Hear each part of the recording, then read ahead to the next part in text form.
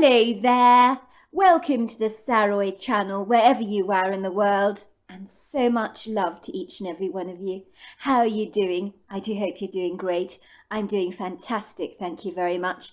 And I am so thrilled you've joined me tonight for a lovely story, because nothing in this world, as I'm always saying, nothing beats a good story. And I've got a fabulous story for you tonight. So before we get started, you know the rules. Go and get yourself a fabulous drink. And then don't forget to subscribe to the channel. Click the notification bell and the thumbs up. And let's get started with tonight's story. Dear Sarah, and all your lovely listeners, the young woman was standing behind the glass counter at the department store. She was wearing a stylish black jacket, white cotton shirt, and black flared trousers. Her wispy brown hair was tied neatly away from her oval face in a long ponytail. This was Tina Mathis, whom I knew very well from regular visits to the department store. She offered me the most exemplary first-class service, but that's what I would naturally expect when spending a fortune on leather gloves. She smiled at me warmly. "It's so good to see you again, Miss Ellis. Why, it seems you were only here last week. Don't tell me. You can't help yourself, can you? You want another pair of my leather gloves to add to the ever-increasing collection you've got," she teased. I nodded. "I'm afraid I do. I bought my mother a pair of your leather gloves 2 months ago, I think it was, from you, if you remember. She loves those gloves. Well, she loved them. The lining was absolutely superb. The fit on her hands perfect. I think they were a vintage red colour. That's right. I regret to say they've gone walkabout. She doesn't know where she left them. She desperately needs a brand new pair. And my mother is from a very refined generation where only leather will do. I try suggesting she can get a pair of cheap woolly mitts from Old Navy or Express that don't cost a fortune. So if they get lost, it's not a train smash. She's mortified by the mere suggestion. I might as well be telling her to have tomato ketchup with French cuisine. It's a no-no for her every time." "I know," said Tina. "I do find the old generations are very strung up about their leather gloves, you know. But I hasten to say leather gloves never really did go out of fashion. Personally, they're the only gloves I will wear myself. Maybe I've been spoilt, but I hate woolen mittens. If people have the money, they'll always buy leather. But you know how it is, like glasses, scarves, gloves and stuff like that. The stuff you take off, those are the things that can so easily get lost. And when it comes to gloves, they can be dropped on the pavement, on the floor of a department store. You have no idea how many of my customers tell me they're missing just one glove. And the trouble is, if you're missing one glove, then you need to buy another pair. Otherwise, one hand will remain warm and the other will get frostbite. Now let's see how I can help you this morning, Miss Ellis. We have a fabulous glove collection at the moment and many exciting new arrivals that I'll introduce you to."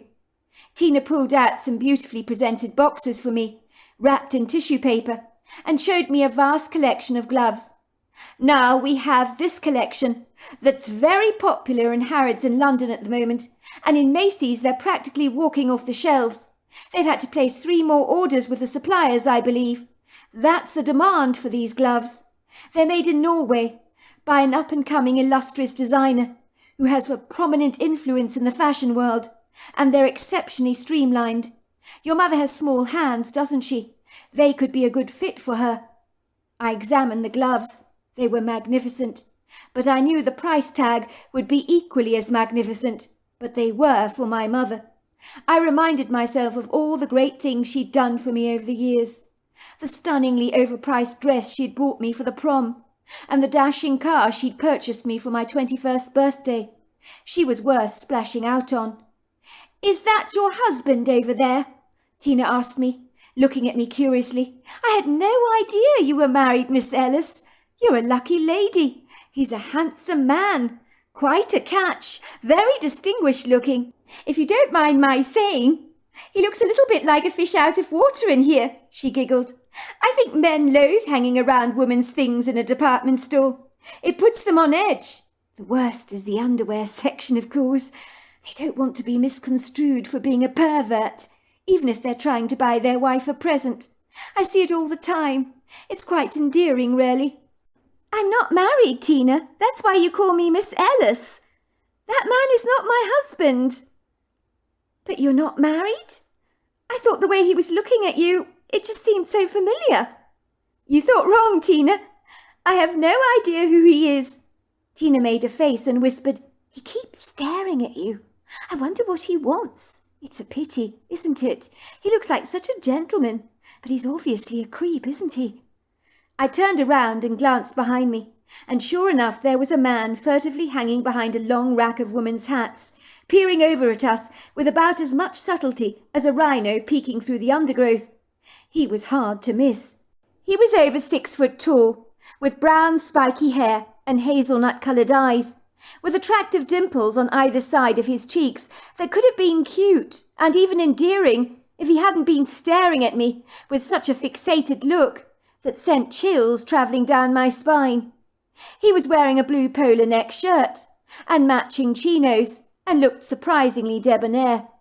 When he realised I'd spotted him spying on me, at the very least he had the decency to flush, his skin growing so red that even the tips of his ears burned a pink colour. He hurriedly began to look through the merchandise on the shelves, pulling up a neatly folded long Burberry cashmere scarf from a shelf, which he began to examine intently. He even had the nerve to say, "Miss, how much is this scarf over here? I notice there is no price tag on it." Tina scurried over to his side and showed him where he'd find the label, to which he mumbled a "Thanks. I'll take it," he said, "but I just want to check out these hats for my mother."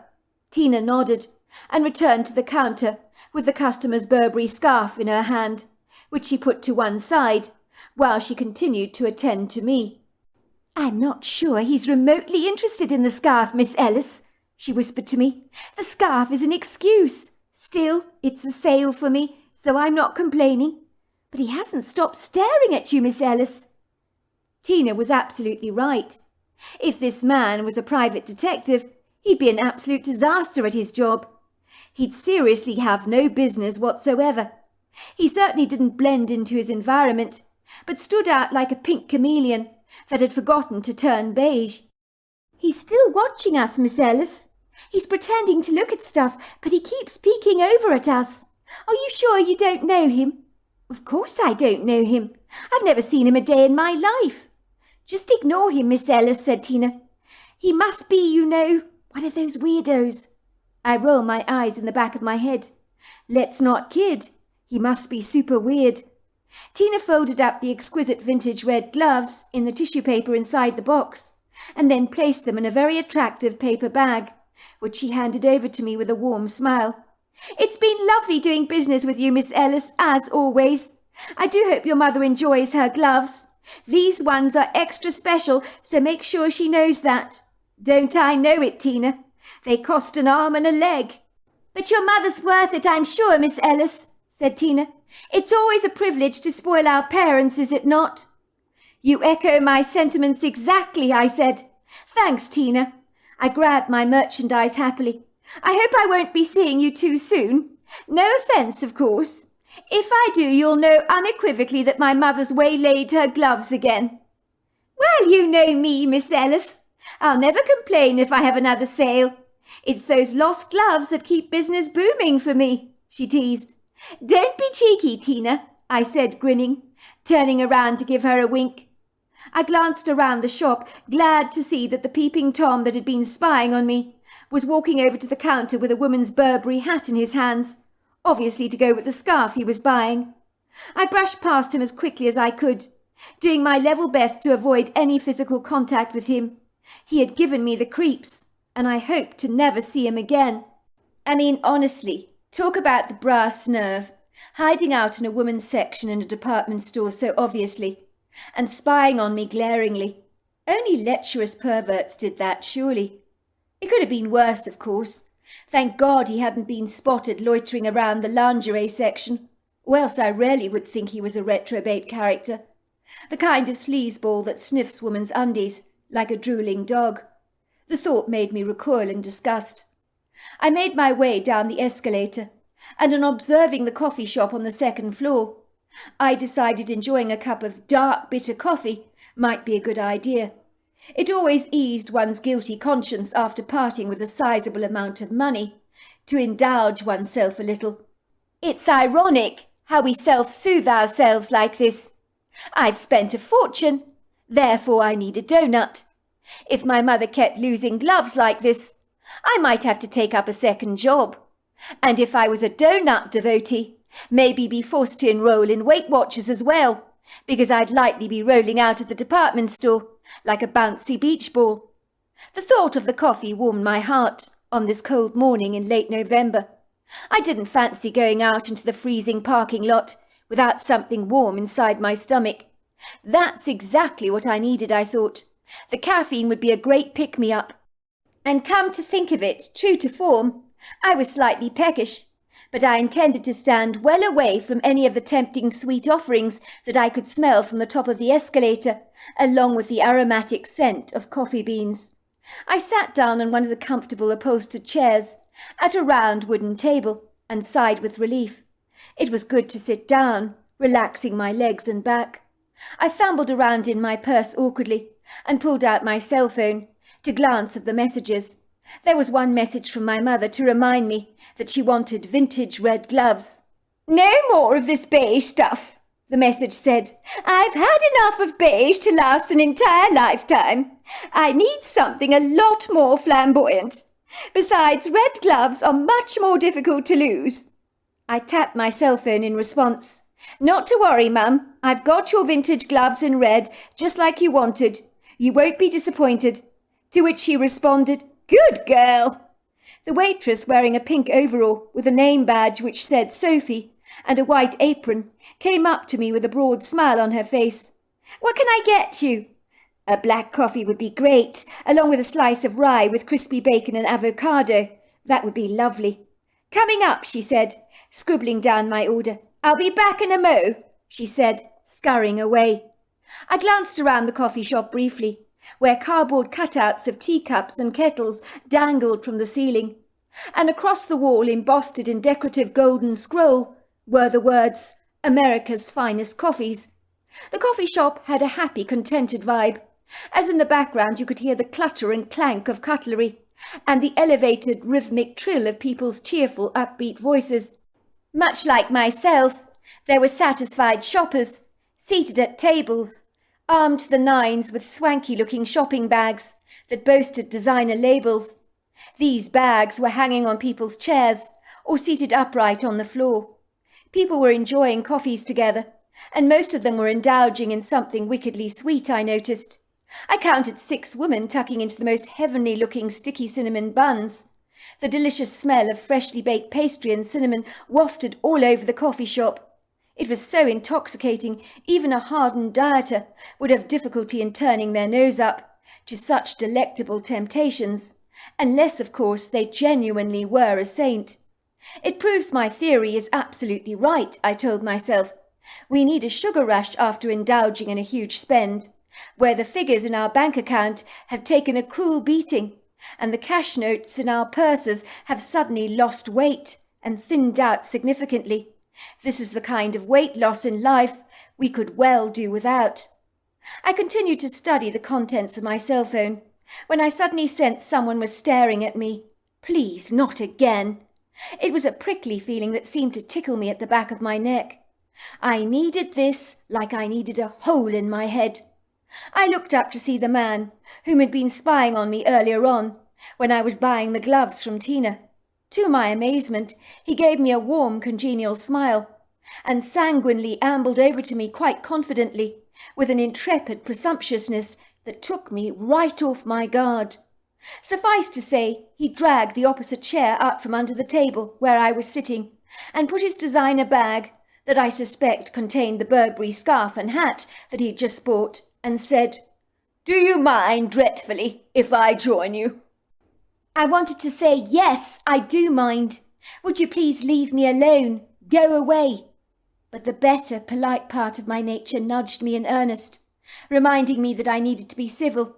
So I gave him a watery smile and said nonchalantly, "Be my guest." But the man was already seated opposite me, before I even finished my sentence. Part of me admired his bold, assertive cockiness, but another part of me recoiled at his audacious impertinence. "I noticed you when I came into the store," he said, reaching out to shake my hand. It would have been rude to refuse such a chivalrous gesture, so I took his hand in mine, conscious that mine was a little clammy. His hands were large, and his handshake firm. That was a plus in his favour. I hated nothing more than a man with a limp, insincere handshake. "You were on the escalator, going up to the second floor. I'm afraid I followed you, and I apologize for that. But let me explain myself, before you think me of some kind of deranged pervert, which I assure you I am not. For the record, I do not do this sort of thing, follow women around for no reason at all. Believe it or not, I'm usually quite shy, rather reserved in nature. My name is Morris, by the way. People call me Mop for short." He smiled at me, raising a dark brow above his grey eyes. "I think it's because when I was a young boy, my hair was always long, incredibly messy. My mother called me Mop, and the name just stuck. Everyone calls me that now. I'm not sure I like it, but I've got used to it over the years." "Well, your hair's not exactly messy now, is it? So I'm not sure Mop suits you. You're very well presented, I have to say. So perhaps you should look for an alternative name." "My name is Katia Ellis." "It's a pretty name, Katia, and thanks for that," he said, touching his hair. "I do try not to live up to my name, and keep the hair relatively short and spiky. But regretfully, no one calls me Spikes. That would be a step up from being called Mop, don't you think? Even Hedgehog could be quite nice." I smiled. The man's humour was quite sweet. "I just want to say, I did not mean to stare at you so much. But you are the doppelganger for my late wife. When I saw you, I thought, I thought I was seeing her ghost. I mean, the two of you could be twins. That's why I was staring at you so inappropriately, and I do apologize profusely for that. I cannot think what you must have been thinking. How rude I must have appeared. In truth, I was completely confounded." The man fumbled around in his pocket of his chinos, and he opened up a leather wallet, removing a photograph from one of the back pockets, which he pulled out to hand to me. "Just so you know, I'm not spinning you a tall yarn, and that you might appreciate my reaction upon seeing you. This is a photograph of my late wife, Crystal," he said. "Her name was Crystal Jenner." I nearly did a double take as I glanced down at the photograph he handed me. If I did not unequivocally know that the picture was not me, I might have suspected it actually was. My fingers trembled as I handed him back the photograph.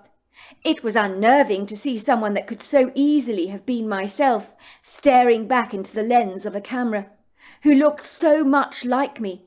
His wife had shoulder-length brown hair like I did, brown hazel-colour eyes, with a small little pixie face.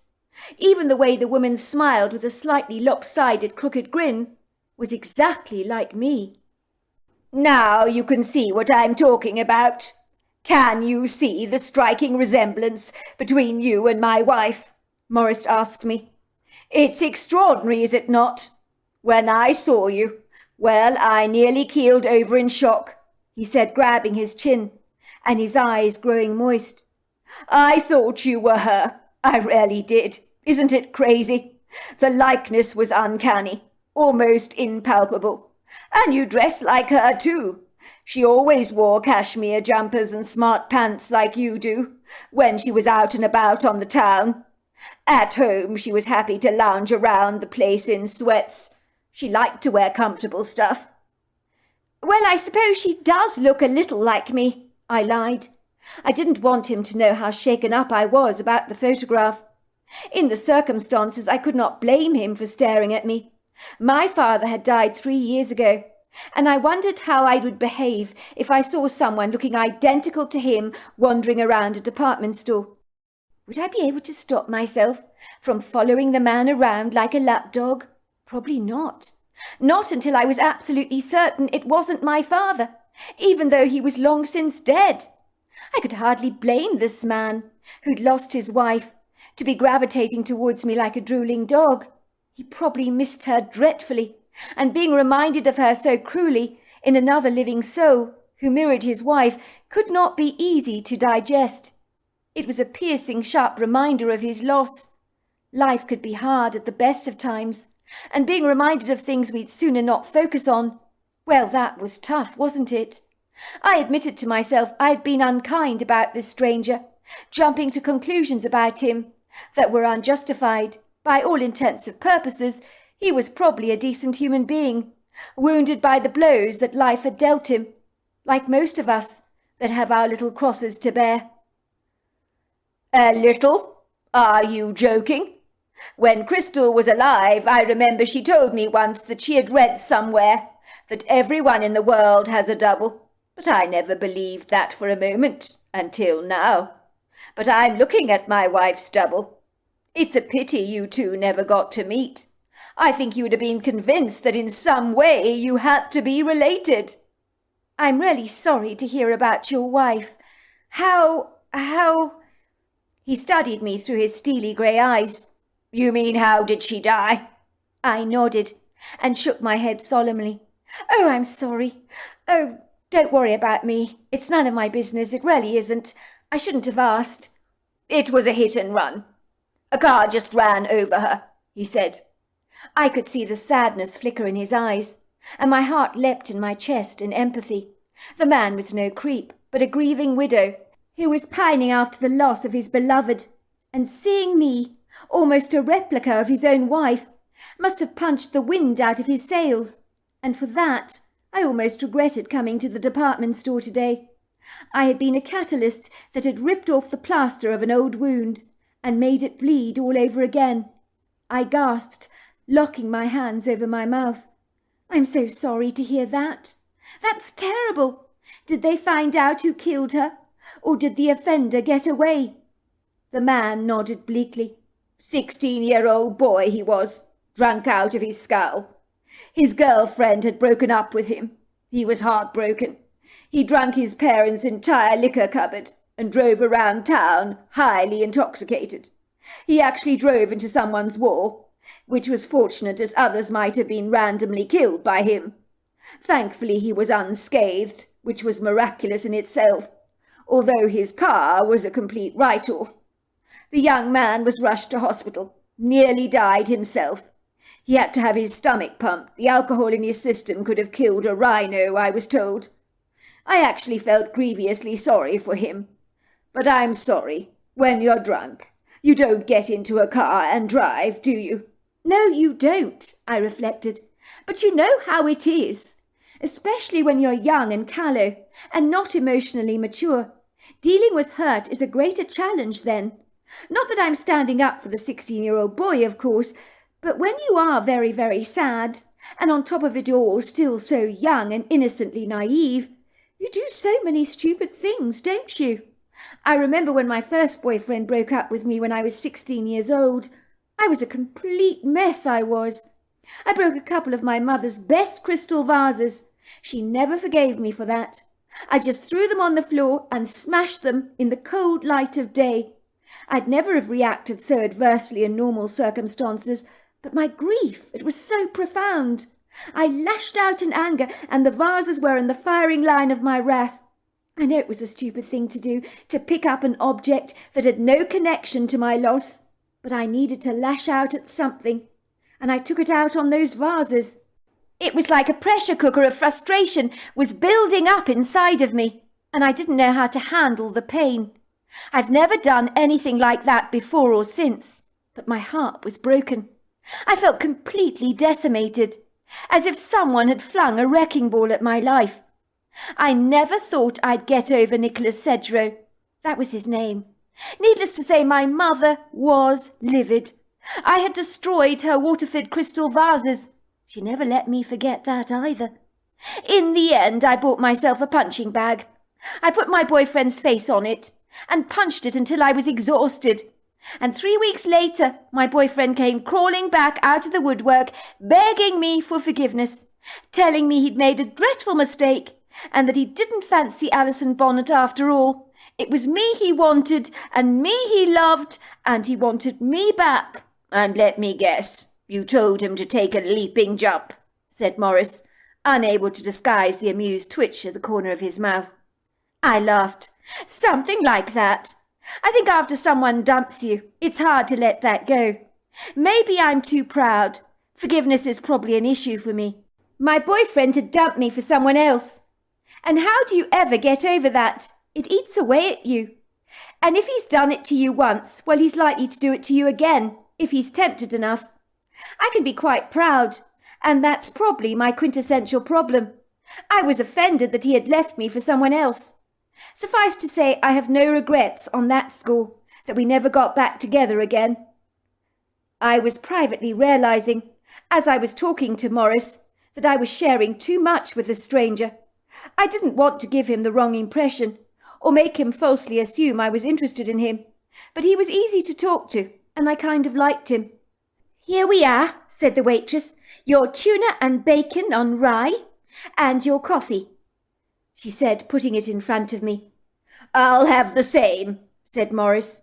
When the waitress was gone, he said, Do you know if my wife was in a coffee shop, she'd order black coffee and avocado toast with bacon like you have done? It's quite uncanny. Tell me about yourself. What do you actually do? I very much doubt that me and your wife are alike beyond our appearance, Morris. I know you must be missing her dreadfully. But if I can give you a word of advice, don't go looking for someone exactly like her to replace her, because you'll be bitterly disappointed. It really is a fluke I look like her. But beyond that, I doubt that I'm remotely like your late wife. You really should let her go. I know it's none of my business. It's just, friendly, well-meaning advice, because dwelling on your pain, well, it can be so cutting and so soul-destroying, and I wouldn't wish that on anyone. Well, why don't you convince me that you are nothing like my late wife? Tell me all about yourself. I'm very interested. I felt slightly uncomfortable, sitting there in the chair at a coffee shop, being surveyed by a man who clearly wanted me to be his wife. He had that hope in his eyes, as if a dying ember within him had been switched right back on and revived, as if he had a chance of resurrecting the dead woman he had loved for so long, by finding a replacement that might mimic his beloved. But there was no way. I was going to be his wife's successor. Not a chance in hell. Look, I'm not sure this is a good idea, Morris, I said, sipping my coffee with a measure of reluctance. I mean, it's very good to meet you, but I don't know what you want from me. And I don't mean to be unkind, but I am not your dead wife. I really am sorry about your loss. I really am. And losing your wife under such devastating circumstances makes my heart break for you. It really does. And I'm sorry if I remind you of her. I can't imagine what that must be like for you, but— No buts, he said, reaching out to pat my arm, which I nearly pulled away, but I simply couldn't do it. That might be too much like a slap in the face for a man hurting so much. I didn't have the heart to cause him more pain. Why don't you tell me about yourself, Katiana? Are you married? No, I recently broke up with my fiancé. It wasn't working out, you see. I'm sorry to hear that. How long were you together? About 5 years. I'm sorry to hear things didn't work out as I said, given that you were engaged. I'm not sorry.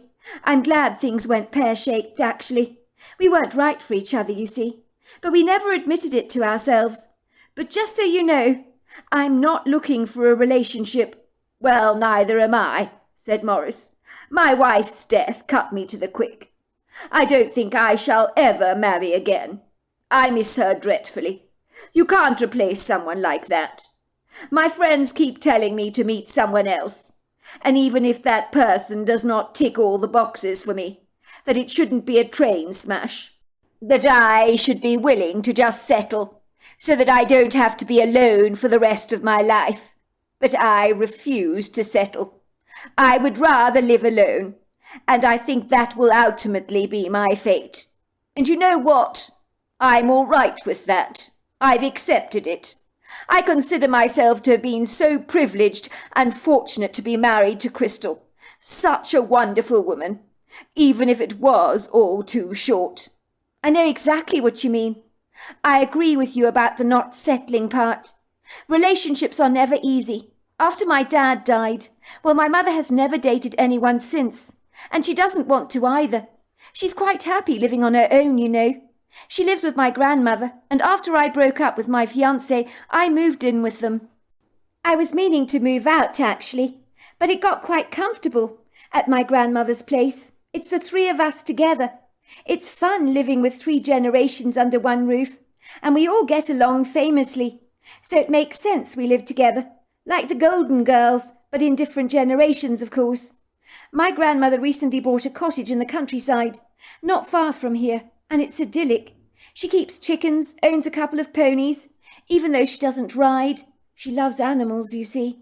Sounds quite lovely, said Morris, thanking the waitress, who put down his avocado toast and black coffee. You like black coffee? I asked, surprised. No, I can't stand it, actually, he said, pushing it over to me. How about you drink it for me? I just ordered what you did. Forgot about the coffee. Forgot that you chose black. But the avocado toast, that I will thoroughly enjoy. I realized I was enjoying the company of this man, but he had so much baggage and was grieving the death of his late wife. I knew it wouldn't be wise to see him again. His heart had been broken badly once, and I didn't want to be responsible for breaking it twice, when he realized I was not his wife come back from the grave, and never would be. Beyond that, I wanted to meet someone myself in the future who liked me for myself alone, and didn't want me in their lives because I bore an uncanny resemblance to someone they'd once loved, and they hoped that in some way I might fill their shoes. That's hardly a healthy way to start a relationship. It reminded me of a dog that my mother lost so tragically about 10 years ago. It was a golden retriever called Mr. Stoutman, who just dropped down dead one day at the grand old age of 15, without any explanation whatsoever, when only moments before he'd been fine.